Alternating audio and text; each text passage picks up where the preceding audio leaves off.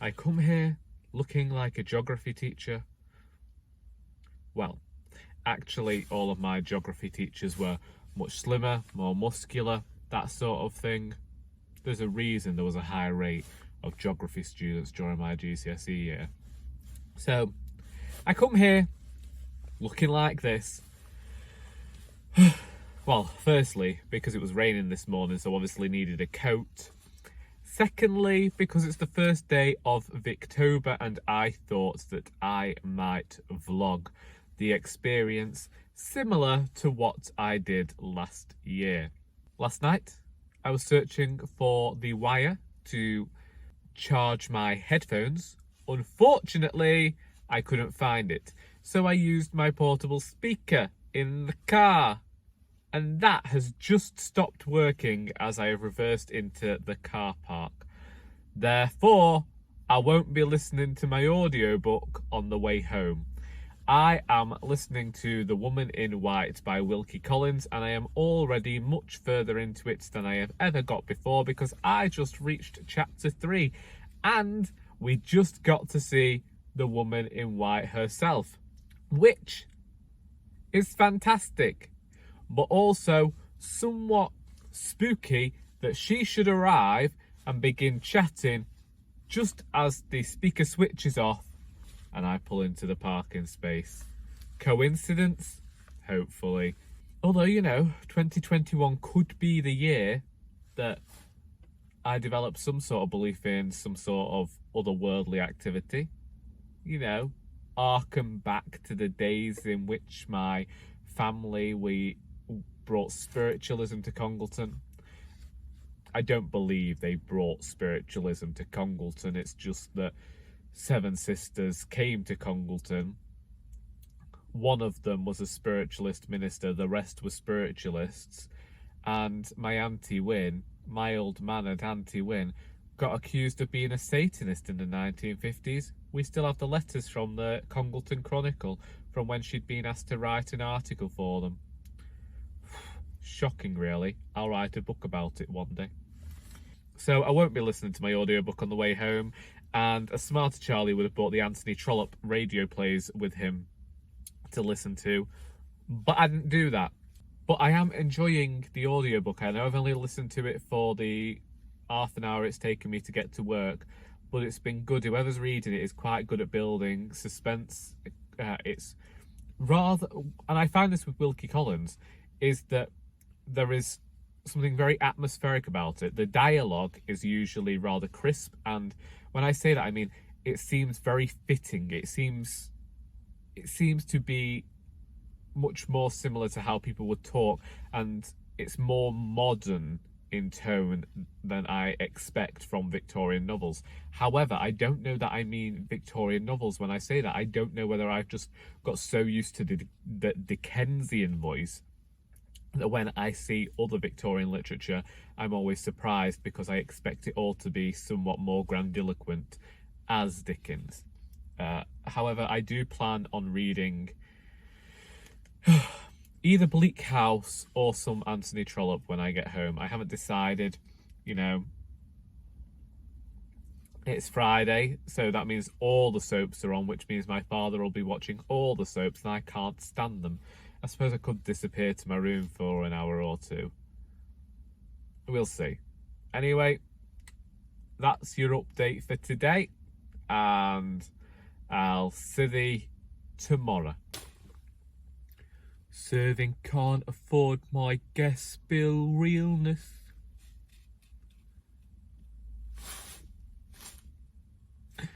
It's Saturday morning. I have arrived at work and blew my neck. It's a bit chilly today, but it always is in the morning now, isn't it? As we know, arrived at work yesterday and my speaker stopped working, so wasn't able to listen to any more of The Woman in White on the way home. Got home. My mother had put this nut roast dastard to put in the oven for me.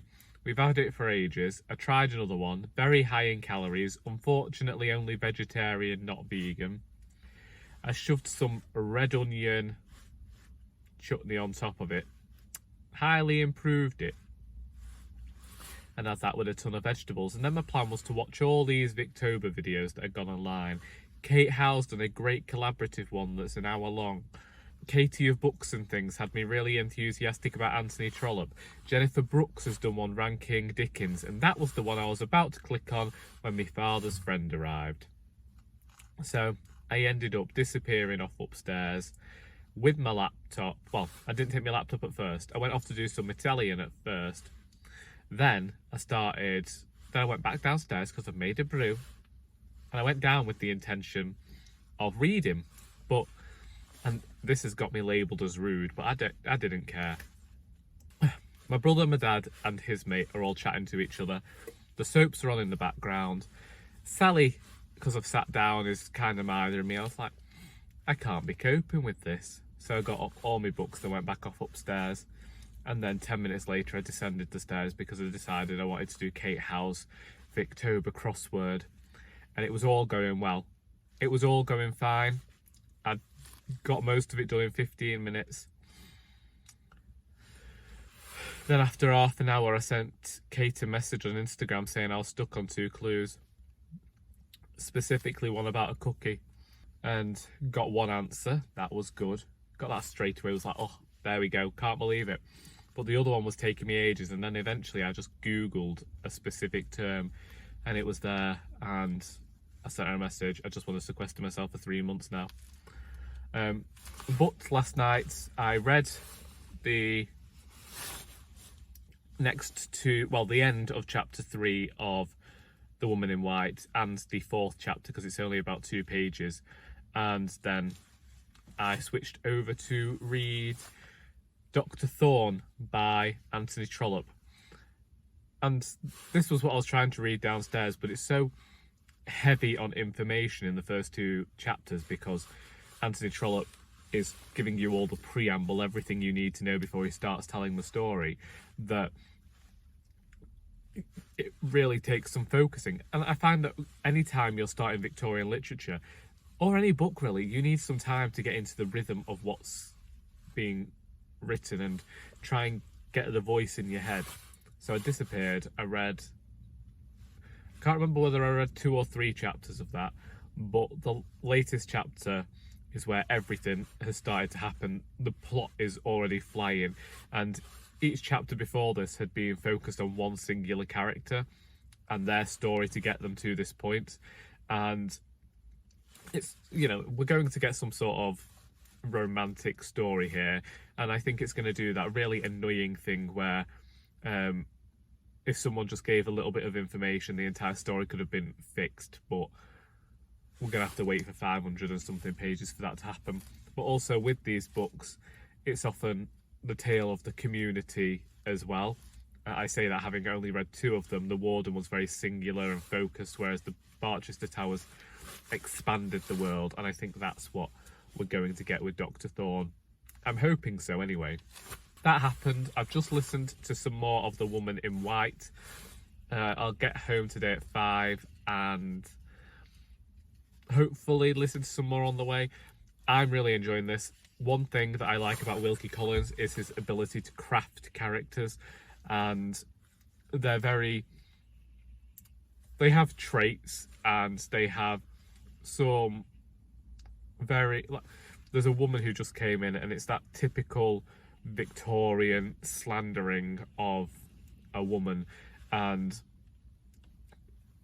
I think it's one of those where it's a bit like this woman is seen as a better type of woman because she's admitting the faults of her sex, and she is almost taking on the men's views of what women mean to society. And then you've got this man who's somewhat frail. So I suppose there is something of a juxtaposition from Victorian literature here. We'll see how that goes. We've actually met the Woman in White now, whoever she is. Anyway, once again, Wilkie Collins. If you perhaps like the modern thriller, or even, I could throw in maybe a bit of the Riverdale thing. If you're maybe a younger viewer, and you like Riverdale, or an older viewer who likes Riverdale, you might like The Woman in White. Spooky sort of mystery. Anyway, I must go because my volunteer is about to arrive, as is my manager. So I'll see thee when I see thee. Blooming heck, it's chilly.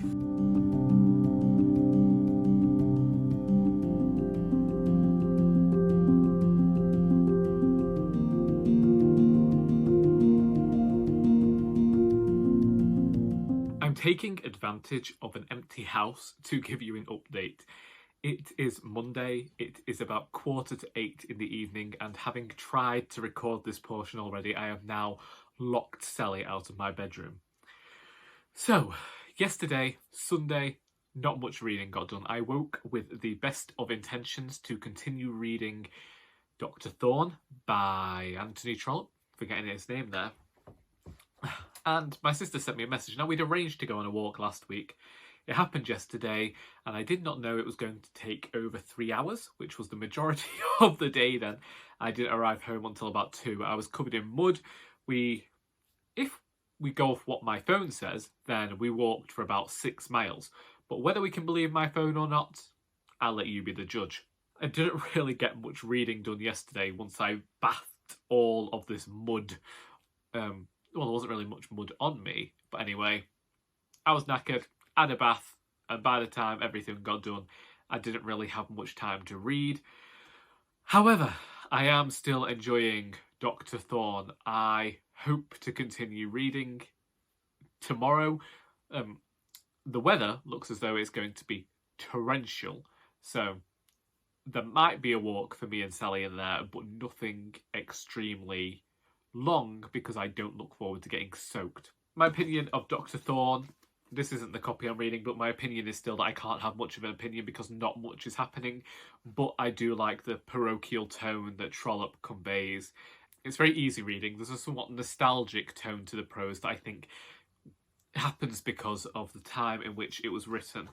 I think I am 80 pages through the copy I'm reading, which in this one here, it's only about 69, so let's just avoid looking at that one. And then in The Woman in White, I am listening to this via audiobook on my phone as I drive to and from work. And today, I actually chose not to listen to it in the evening because I found the last few chapters a bit difficult to get into and found that I was actually zoning out a bit whilst listening to it. Whereas the first few chapters, it was very much like a thriller, and I felt like I was listening to a radio play. It was really good and tense. But I think I am at chapter 10 now, which is just over the page 100 mark. Like I say, the first few chapters I found tense, I found pacey, and I like them as much as I like The Law and the Lady. But there's some meandering going on now that I don't know whether I'll have to read the physical book to properly get myself back into it, but I did find these last few chapters a bit wishy-washy. Meanwhile, I still haven't made a start on Bleak House. However, I still want to read this as if I was reading it with each portion separated by each day. So there's 20 days worth here. So I still have time to finish this book this month. And I do think that I might throw a few of those shorter little black classics in again this year that I didn't get to last year, just to try and break things up a bit. I'm also being reminded that I didn't read Romola by George Eliot this month, which is something I planned months ago when a friend recommended that to me because I want to return to Florence. Well, no, I want to return to Italy, specifically Florence. I've never visited there before, but the bit that I saw from the train station was very nice indeed. Anyway, like I say, yesterday did this somewhat tough walk that we haven't really had a chance to do a walk like that in a while, so it was nice to do that, even though it was raining a bit and I got caked in a bit of mud. And today I was just at work, so didn't have a chance to get to chat to you. But that's me, and I'll see thee tomorrow. Wow, it's now Wednesday evening. How did that happen? I was going to come to you and speak to you yesterday whilst I was recording my wrap-up, and everyone arrived home because it was pouring down with rain and they couldn't do any work. So, we are now 270 pages through Doctor Thorne by Anthony Trollope. I'm actually quite liking this, so what I did, I'll put it down because there's not really much to look at. It's a plain brown Folio Society edition of Doctor Thorne. It has a map of Barchester and is illustrated throughout. So, when I went into this, I thought this is just going to be your straight up love story. Well, I don't know what it was, but it got me feeling a bit Christmassy listening to this. And when I say Christmassy, I mean, you know, it gave me that sort of feeling that I associate with being festive. It was very light, and as I've said, parochial. And then there were these humorous lines that were completely unexpected so far. I hadn't expected this wittiness. I knew that he's made me laugh before in other books by mocking other authors of the time, but this was within the dialogue, and it was punchy dialogue that had modern syntactical workings that I've come to associate with the comedy of the last 40 or 50 years. I mean, naturally, in the last 40 or 50 years, we've actually moved closer to a more visual form of comedy, but that's a story for another day from an English language student who looked at the language of comedy, and we don't need to talk about that. We had this little bit of a thing where Mary Thorne and Frank Gresham might want to get together, but she's supposedly not of his status, and so he's sent off to this other person, and there've been fights. It's been proper rough. I haven't expected some of the things, and then it got political, and some of the stuff that when it got political I was a bit like, oh my goodness. I know that in some of Trollope's other works is political. I mean, if you look at The Warden and you look at Barchester Towers, I suppose you could say that there's always some sort of allegory towards something of the time. He's very much having discussions about what's going on during the Victorian era, what means a lot to him. And so I'll admit, I was a bit wary of where it was going to go when it left the characters that I'd come to know and disappeared to talk about the political situation. But I also like that a bit, because if I can accept it in Dickens, I suppose I can accept it in Anthony Trollope, and I would say that I don't much mind the meandering. It gave me this feel of Cranford then, and this idea that it's all about these different stories coming together and building more of a jigsaw to tell me more about the place and time and setting than being about any one person. And I could deal with that. So now I'm just reaching the chapter, which would be a spoiler to mention anything, but I believe there's an air of predictability about this novel and where it's going to go. Trollope is putting all of the pieces into place for this to all perhaps come out well in the wash, and that seems to be what I'm expecting at the moment.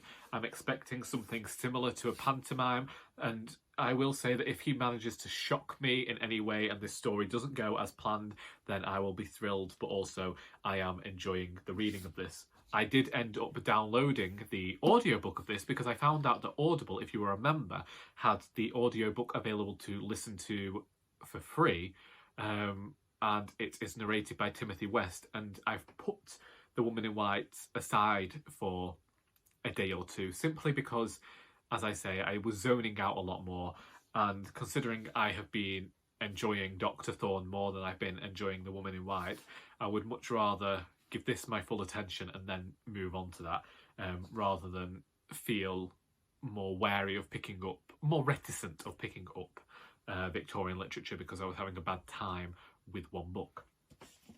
Today, we got a donation at the shop that I thought I had to have.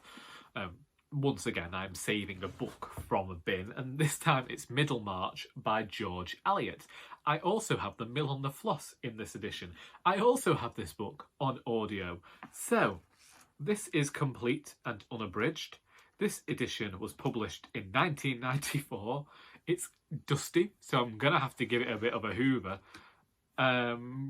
But we now have Middlemarch, so one day I might read it. And then I sent my mother into town because I'd got something waiting at Waterstones for me, and it wasn't a Victorian book, but I'm going to mention it here. It is The Sister Who Ate Her Brothers and Other Gruesome Tales by Jen Campbell, illustrated by Adam D'Souza. And I think that a lot of booktubers are going to be hauling this book this month who wish to support Jen. And also, you know, it seems a bit dark, and it seems like it might be good to read around the autumnal Samhain, Samhain, pagan type of time, the time when we get closer to All Souls Night and all that sort of thing. It might be nice to read this then.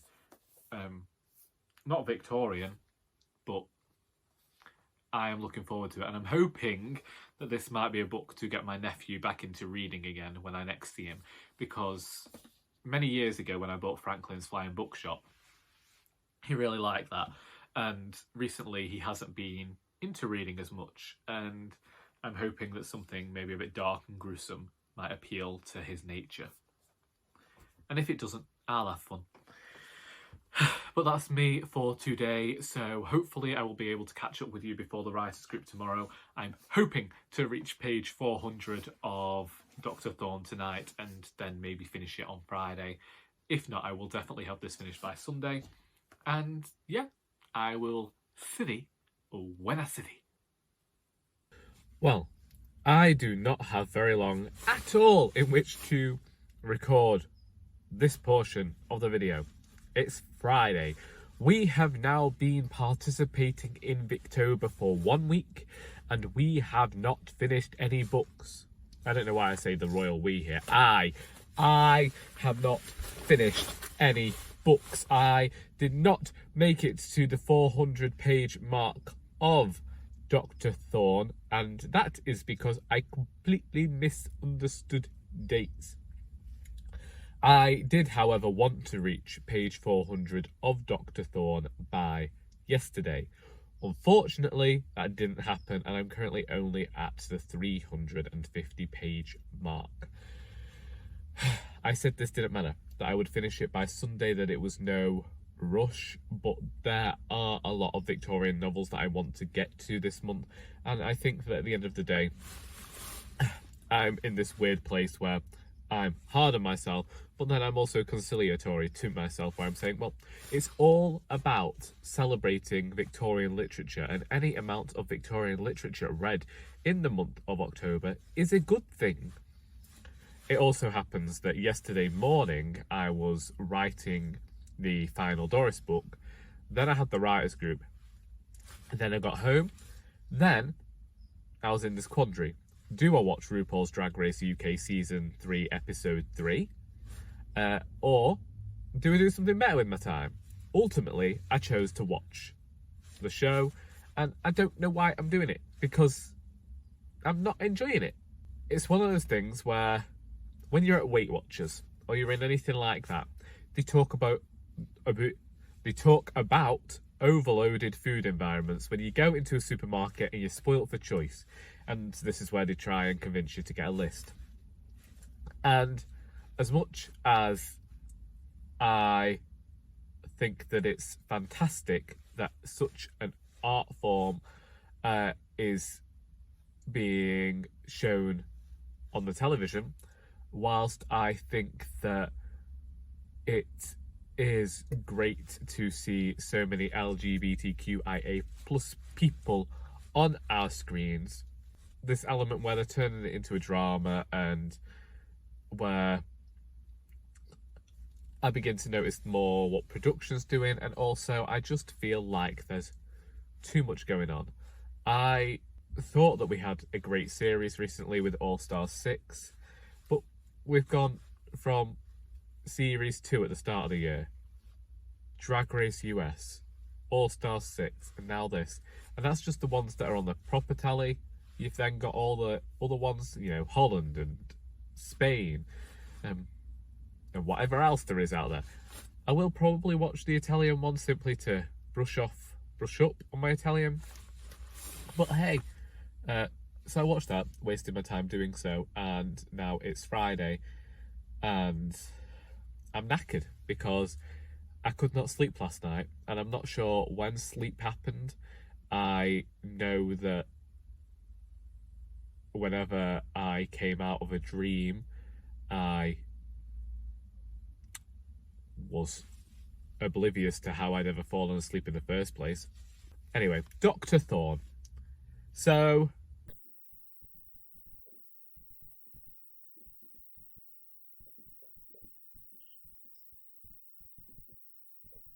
I've just realised what I've said. That's a spoiler.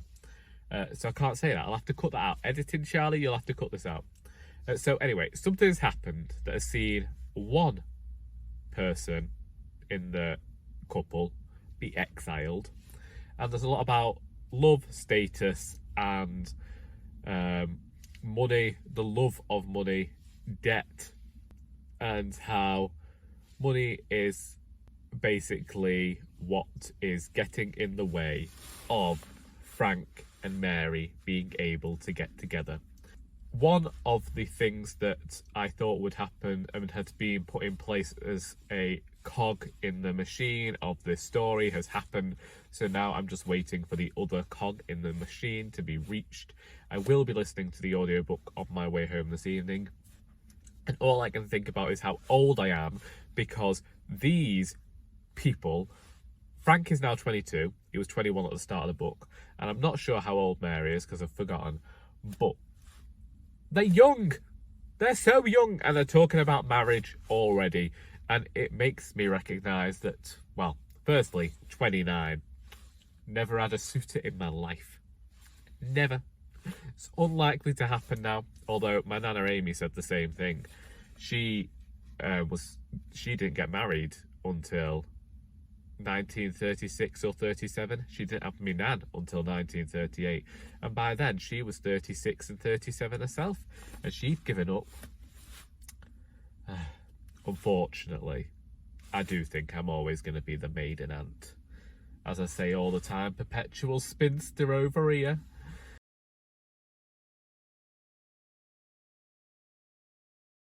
I have been having technological issues all week, and today is no different. Except today, I am also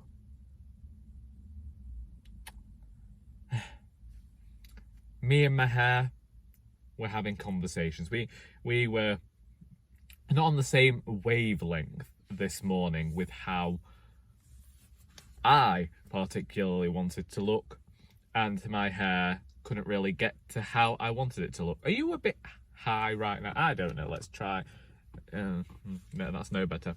Anyway, it's Saturday. Yesterday, I didn't get to finish what I was saying because my volunteer turned up. And today, I have just arrived at work, having listened to one chapter of Doctor Thorne in its entirety, chapter 38. And when I get home, I'm going to have a look, because this felt like I'd just skipped a load of chapters. But last night, I am certain that I finished reading chapter 37. Either way, this just furthered my anger at the book, and I know that that's what Anthony Trollope wanted to happen, because it's not the book, it's what's going on between the characters. I know that this was the author's intention, and when I start feeling exactly the way the author wanted me to, I always feel a bit rebellious, and that annoys me. But we know, I used to advise my nieces, I used to say to them, marry for money, worry about love later. You can worry about love when you're on your second husband. And you know, I used to think I'd do something similar, find someone with money. But this book's just made me realise that no, I couldn't do that. I could not do that. Unless, of course, it happens that I just happened to find myself aligned with someone who had a lot of money. And as Ms. Cracker said in Drag Race Season 10, she doesn't care about not having a sugar daddy. I mean, to be fair, it seems like a lot of work, but money's money, and I have a gas bill to pay for. Well, electricity. We're avoiding putting the heating on at the moment. We're just blanketed up, more jumpers, that sort of thing. Well, not more jumpers. It's not got too cold to do that yet. So, what has happened? I can't talk about what's happened in this book because it's all spoilers. But basically, yesterday I talked about how Mary's and Frank's love is frowned upon. They're still admitting their love, and do you know, I feel so old now because I'm 29 and I'm looking at these characters who were 21 to 23. Frank's now turned 23. We've been through a few years of it, and I've got to admit, firstly, I have to say I was a bit tired of the length of this story because there's a character who really holds the key to advancing Mary's life and standing in society. And when you read at the start something to do with this, you get where this plot's going. I mean, Anthony Trollope's even joked in the most recent chapter that you can figure out where this story is going to go. Something else gets in the way, and we're just waiting for this little bit of plot to disappear as well. And we know it's going to happen, especially if you accidentally read the chapter headings to try and figure out how much you can read before you're going to have to go to sleep. But to me, if editing's Charlie, I don't think Anthony Trollope would have had me as an editor in Victorian times. One, because I wasn't born yet. People can say I'm old-headed and that I've been here before, but I certainly wasn't editing for Anthony Trollope. I was probably in a slum somewhere. I'd have removed these 200 pages, and I suppose that would have been too easy, though, and do want ease. But also, Trollope's really set this up to be an easy story. One character is exactly the same as another character, and maybe it was to use him as a villain and add a villain to the piece, but I don't really think we needed villainy because I don't think that this is a tale in which villains are necessary. One thing that I found with Trollope's books isn't necessary that they're outright villains, mustache twirling and all that, as you would find in Dickens. It's just people living by the societal norms that go against the wants and the ways that we expect stories to go, with them being fiction. So here we have a love story that should be so simple. We have two people who love each other. Granted, they're incredibly young. And I don't deny that young people can fall in love and probably still have healthy relationships, and I might just be sour because I've never had one. But we could have just had like your stereotypical love story, two people falling in love and the few troubles that they had coming together. Here, the issues aren't with the people that want to come together, it's everybody else around them, society saying why they can't. And it's nothing to do with who they are as people. Everyone agrees that they're good people. It's to do with the fact that Frank comes from money, and whilst Mary is a friend of the family's and is respectable, she is not of their rank. And there was a lot in chapter 38 that really annoyed me when they were talking about rank and responsibility. But I also thought that it was a good chapter for giving a modern reader and anyone at the time who might have been somewhat lower class reading this some context as to the beliefs of people who were living in the higher society of the time. I do hate the fact that they were calling themselves high-blooded in here, but let's just hope we'll get over that one day. I am hoping to finish this book this evening. When I talk about technological struggles, my phone is currently dying. It doesn't allow itself to be charged anymore unless it's in a certain position, mostly connected to my computer. I didn't go on my computer last night because I was making tea at the time I'd usually be sat down eating tea at my computer, and my sister had come around to have a chat, so we did that. She gave Sally a bit of a massage, And then she left, and the soaps might have been on, but when the soaps were on, I thought, well, now's the good time to catch up with my Italian. So I sat down at 9 o'clock to continue reading Doctor Thorne. Did that for 2 hours whilst my father watched this film with Idris Elba and Kate Winslet. I mean, I watched it as well. I don't know why I said my father. What was it called? The Mountain Between Us? Let me tell you, if we wanted to talk about love story, you've got one there. What is it about Kate Winslet and only falling in love in a tragedy? My Christ. Plane crash and she decides to fall in love with the one man who's available. I tell you something, if I'd been in that plane crash and it was me, somebody else and a dog, I'd probably have just begged off with the dog in search of help, because at least a dog's going to help you find food. Saying that, this dog did go after her hair and, you know, all that sort of thing. It was like Homeward Bound, but with an added love story.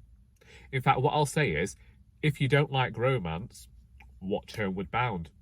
Because there's a great thing about the love between the love of a pet in there. What more do you need? Romantic love never got me anywhere. Gosh, Charlie does seem like a bitter old spinster today, doesn't he? I know that the word bachelor is there. It just, I hear bachelor, I think soup. Yeah, so anyway, watch that film. My father's ended up pretty disappointed because he thought it was going to be one of these tragedy films. So he watched it because plane crash. And then whilst he's watching it, he gets to see a mountain lion and he thinks, oh, we're going to get some action here. And then he sat through the whole thing and then right at the end realised it was a love story. It's like, well, to be fair, your favourite film is Crocodile Dundee, so can't really do it about that, can we, Chuck? He also has a fondness for Coyote Ugly, which I don't know why. I mean, we used to watch that film all the time as children, and I just, with my mother present, honestly, we're not weird. But he watches it.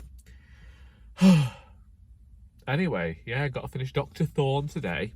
Well, I don't got to, I'm going to finish Doctor Thorne today.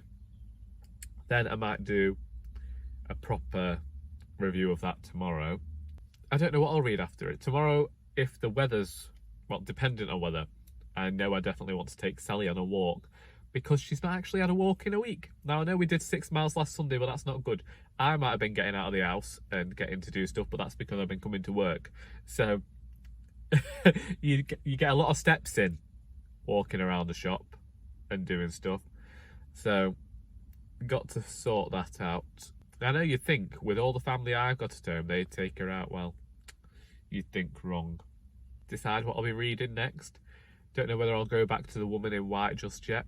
Don't know whether I'm still on something of an Anthony Trollope kick, or whether I'll actually get started with Bleak House, but that is something we can decide when we get there.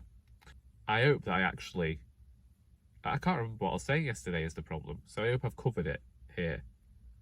I know what it is that has pervaded this entire video. Reading Doctor Thorne made Charlie recognise at the age of 29 how bitter he is towards people who are young and in love. I have now finished reading Doctor Thorne by Anthony Trollope, which means we can now do this with it. Return it to its slipcase. Doctor Thorne is a love story, and we have found this week that although Charlie has always said people ought to marry for money, he completely disagrees with the actions taken by other characters within this book who have similar ideals. Mary Thorne is a young woman who is seen as respectable by the Greshams. However, they disagree with the fact that she should want to marry their son, Frank. There is another ongoing plotline to do with Doctor Thorne that would then spoil the end of the book, but throughout it there is a fairly predictable narrative, so predictable that Anthony Trollope actually jokes about how predictable it is, and that is why I think that this book is also too long at 520 pages, because one of the inciting incidents for the resolution should have been enough, and one of the complications that comes from the creation of how this story will resolve at the beginning, because it tells us about 100 pages in how this story will resolve, it renders that part of this resolution unnecessary, so I felt like the story could have been finished 200 pages earlier than it was. However, that would also eliminate a lot of the humour and a lot of the conversations that were being had within this narrative. And I think there is a lot in here that we ought to unpick to do with alcoholism at the time, affluenza, poorer people suddenly be... Well, I suppose that's one of the issues I had with it as well, was it seems to give off this idea that when a poorer person is made richer, it isn't good for them because they don't know how to handle having so much wealth about them. Ugh. I enjoy the discussions for the most part about what these people believe to do with money and wealth, and I was very glad at one point that Doctor Thorne stood up for his niece and did say to these people, well, you might not be happy that she's got no money, but technically you don't have any money either because all of your wealth is currently borrowed. All you have is a title. But the Greshams are so sure that they want to remain high-blooded that the possibility of their son entering into any sort of marriage with Mary is ludicrous. But also it turns out that they don't care about rank and the respectability that comes with rank or place in society. What they're really looking for is money because they are aware that they have dwindled their fortune. So I do think that this book says a lot. However, it did make me fairly angry, but I think that that was Trollope's intent, and he wanted the readers to be angry about respectability. But as a bitter old spinster, I do think in the end Mary settled and she made the wrong decision. Throughout, I just felt like, Mary, this man isn't good enough for you. He might be saying he's fighting for you, but he's not fighting hard enough. If he really cared enough to leave his family, he would have done so, and he would not have cared about losing what he has. But he wants the comfortable lifestyle as well. Leave him. Beg her off. I was like, let the thing that Trollope wants as the resolution happen. But until the end, I was hoping that Mary would say, sod this, I don't want a relationship. She'd go up with her money and she'd find her long-lost family. That was what I was hoping for. But as we know, it's a love story. We know how love stories are going to end, and we got a hallmark ending here. I don't know how I feel about this book in conjunction to all the others I read. I read it particularly quickly. I think it was pacey. It was perhaps the most modern style of Victorian literature I've read in a long time. I found parts humorous. It made me angry. I went through the entire gamut of emotions. Maybe not sadness reading this book, although some sadness when it ended and Mary didn't do what I wanted her to. But hey, that's what you get. So yeah, that was Doctor Thorne by Anthony Trollope. Good characterisation, good story, but ultimately left me somewhat frustrated by society of the times. But I do now know more about society of the times, which means that now we can do this. This is Framley Parsonage. This is Framley Parsonage's teal slipcase. Colour mimicked here on the spine and on the top of the pages with some sprayed edges. And then we don't have the map of Barsetshire, but we do have illustrations like this running throughout. But I don't know if I'm going to read this next. However, I'm not going to tell you what I'm reading next. You'll have to tune in to my next vlog of this week to see what I choose to read.